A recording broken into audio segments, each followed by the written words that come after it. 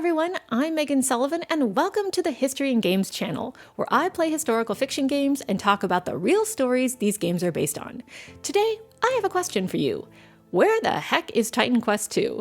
This game has been in development for a while, but outside of a playable demo at Gamescom and a small handful of dev diaries, developer Grimlore Games has been a little coy with updates despite the fact we were promised early access in winter 2024, which is right now. So what's going on here, and why should anybody care about Titan Quest II anyway? For those who missed it, the original Titan Quest was an ARPG from Iron Lore Entertainment that came out in 2006. It was praised for its gorgeous graphics and addictive gameplay, which has often been compared to Diablo. In Titan Quest, players hopped from Greece to Egypt to Asia on a quest to defeat the Titans, who've escaped their prison and are wreaking havoc all over the world. Players start in ancient Greece, and then they make their way to other ancient civilizations. Now in Titan Quest II, players once again start off in Greece, this time as a Spartan commander, no, not Kratos, who's been tasked with stopping the goddess of retribution, Nemesis.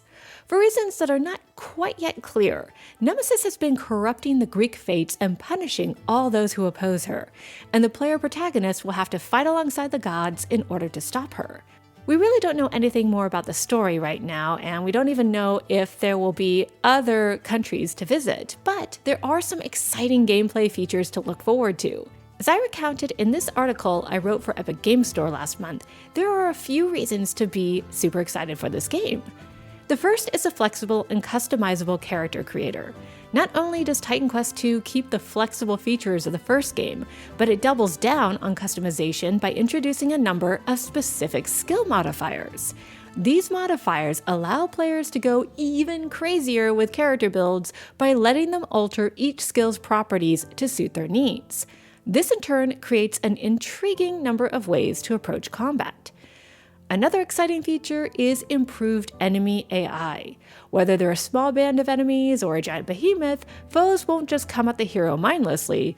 They'll actually form factions and work together, combining their skills and abilities to take the hero down fast. That means using every cranium noodle you have to survive encounters with slippery Ichthyans or an airborne griffin, which should make for some thrilling encounters. Yet another nifty mechanic are the different types of quests available to the player. The first type is Fated Quests, which focus on stopping the Goddess of Strife from corrupting fate and taking over the world. These quests are a mixture of moments both big and small, and are tied to the main story where you'll meet gods and battle bosses. Then there are World Quests, which offer additional lore and the chance to take on all sorts of mythical monsters. These are there to reward players for exploring deeper into the world, where you'll find NPCs to talk to and rescue, or mini-bosses to fight. And finally, there are exploration events, smaller encounters that are untracked and simply there for you to find and complete. In short, the player will always have some sort of interesting enemy encounter, but you don't have to experience these encounters alone. Titan Quest II will feature multiplayer, although Grimlore Games is being a bit squirrely about the details.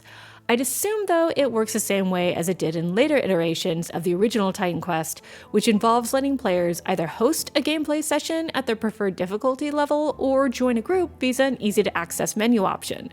Hopefully, a band button and voice chat option are included as well. And if nothing else, we can enjoy these stunningly beautiful graphics. Everything from temple columns to caves looks super detailed thanks to advanced texture work and lighting effects. Plus, there's no procedural generation in the game, so the world feels pretty original, I assume. And that's the problem. I can only assume because this game has yet to come up for early access. Now, I'm not totally going to panic over this. There are no stories about the game being stuck in development hell or any other issues. I couldn't find anything. And in fact, the developer just put out a statement a few weeks ago saying to carefully watch their Steam page and their Epic Games Store page for an update, so we know something is coming. Now, interestingly, if Titan Quest II has been slightly delayed, I'd say that that's to the game's advantage. December has been a super busy month. I mean, there are a lot of huge games that just came out, including another major ARPG, Path of Exile 2, and so by holding off, it's less likely Titan Quest II will get lost in the sauce. Still, I hope that by putting this video out there, Titan Quest II will magically appear and I can replace this video with an early impressions video for the game instead.